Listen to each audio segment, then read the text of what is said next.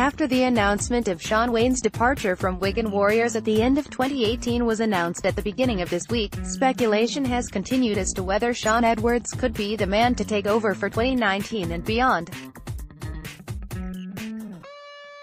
Only last month, Edwards went on record in League Express describing his burning ambition to manage in Rugby League.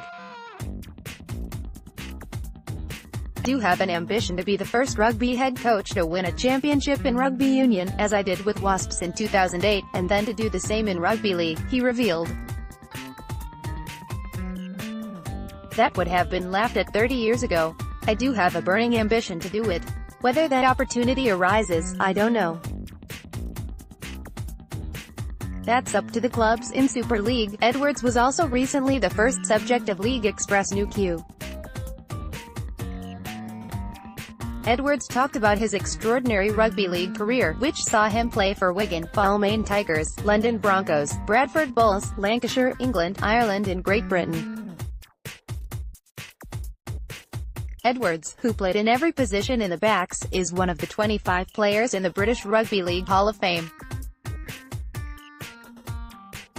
He captained Great Britain. He has been awarded the OBE, and he has won more medals than any other player in history. His father, Jackie, was a great Warrington halfback of the 1950s and 1960s. His brother, Billy Joe, played for the Wigan under-21s before his life was tragically cut short in a road traffic accident in 2003.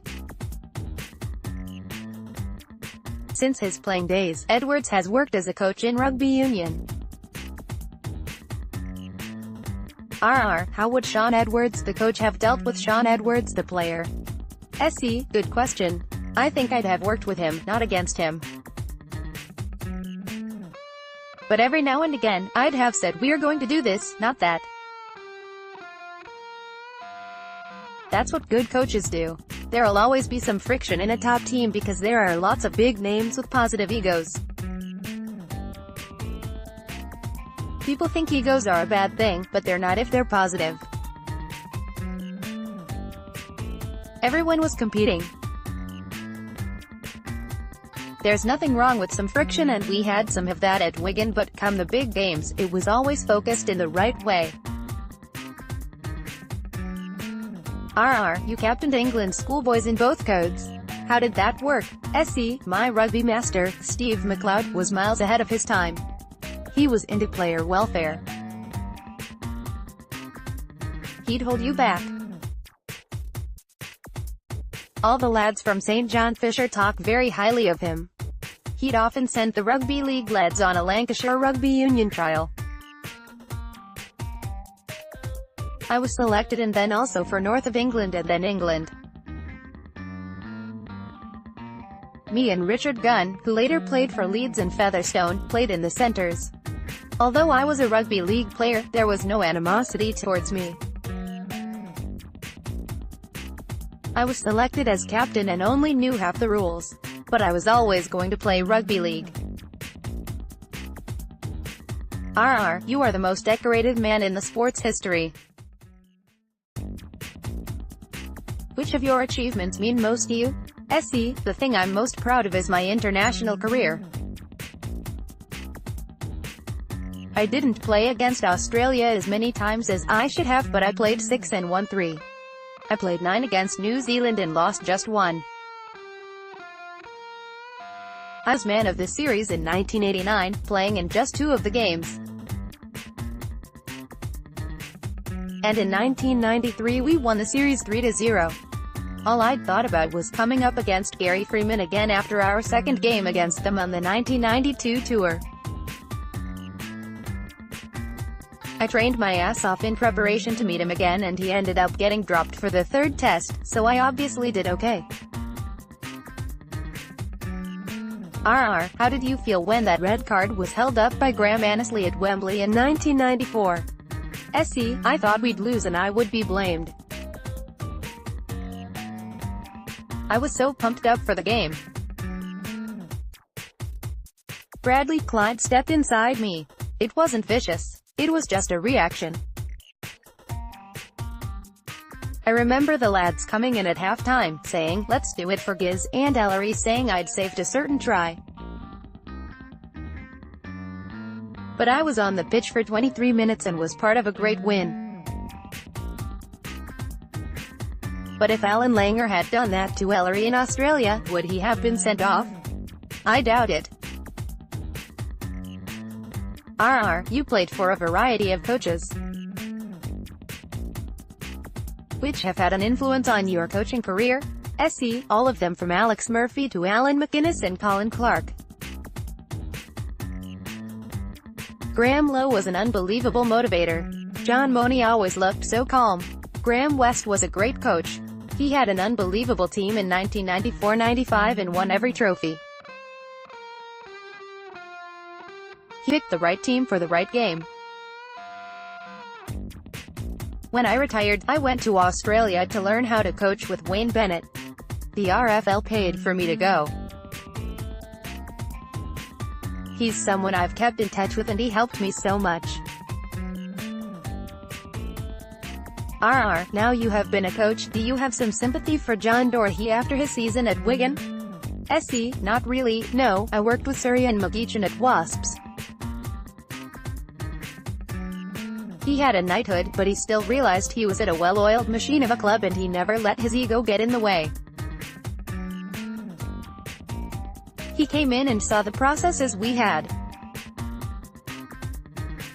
John didn't do that. He tried to change it all and put his stamp on everything. I probably have even less sympathy for him now. Some of his tactics were good, but it was a 9-month slog, with us often playing twice a week. Our spare time was our family time, but he'd have his training on Sunday mornings at 8 o'clock, with lads like Kelvin Scarrett having to come over from Yorkshire. You were in great form in 1996 but were dropped for a while. Why was that? I did what a lot of older players do. I lost my leg strength and a yard of pace. I lost my support game. And I got dropped. I went away and thought, what am I good at? Scoring tries. So I worked hard in training and got my leg strength back and my pace. If you remember the Premiership semi-final, I beat Robbie Paul in a race to the ball for a try. 8 weeks earlier, I would have never beaten him to that ball.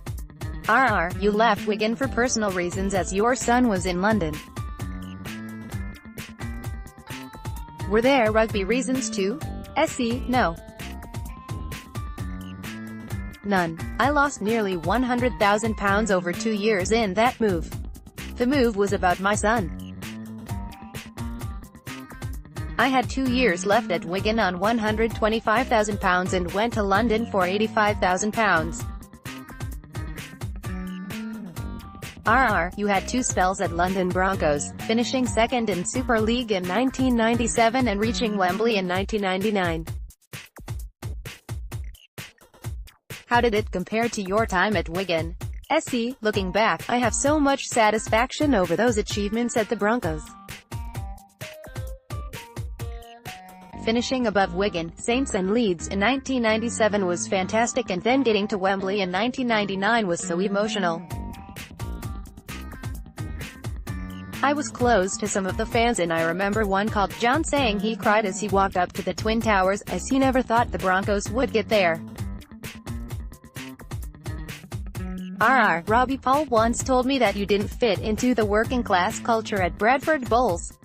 Is that true? Everyone's entitled to an opinion, but no. Was Graham Bradley a reason you left Oddsall? It was nothing to do with the players. Bradford Bulls were such a professional club. The coaching and conditioning were excellent. But I was missing my son. I won't go into details, but I was having difficulty seeing him. It was nothing to do with Graham Bradley. I can handle people like him. I've dealt with plenty of bullies down the years. You spoke of a desire to coach London Broncos along with Peter Gill. What happened to that, and were there other coaching opportunities for you in rugby league? We put in for it, but they turned us down. I had no offers I was interested in. Then one came in from Wasps. Geographically, I could be part of my son's life. Warrington then offered me a 2-year deal on more money. Wasps was 1 year and less money, but I went for it. What do you remember of your time as a Balmain player in 1989? It was a disappointing period for me. I was man of the match in the first game, having just got off the plane. In the second game, I high-tackled Peter Tunks. I always picked the big UNS. I got suspended for a month. Then I tore my hamstring. I finally got fit but couldn't get back in the team. So I was on the bench. But I came back to England a 20% better player. I was determined to make up for my time there. That's when I was named Player of the Series against New Zealand. It was a very positive experience in learning what you needed to do to be a top-class player. What do you know of your father's career? I know a lot about it. He was the youngest ever captain at Warrington at 16. Then he got a nasty injury. Friends of his say he was incredibly unfortunate not to play for Great Britain. He's in the Warrington Hall of Fame. He finished at 24, injured. He still played well over 200 games, having had a year out with injury. That's not bad. How did you deal with your brother's passing? Is it something you have now come to terms with? My advice to anybody who encounters something horrific like that is to keep yourself busy and try to do some good for others. My job at Wasps was a godsend. It kept me busy. I still struggle with it now. It'll never go away. There is no cure. If you could have your time again, would you do anything differently? It drives me mad that we lost the World Cup final in 1992. It drives me insane. We had them and then we made 2 mistakes and we'd lost. If you could have one day of your rugby league career again, which would it be? That's a tough choice between starting against Australia for the first time in Melbourne when we won by a record margin in 1992, or going to Brisbane with Wigan and winning the World Club Challenge for the 3rd time. Rugby League Heroes is a continuing series with great players of the past that features every Monday in League Express, which is available both online and in all good news agents.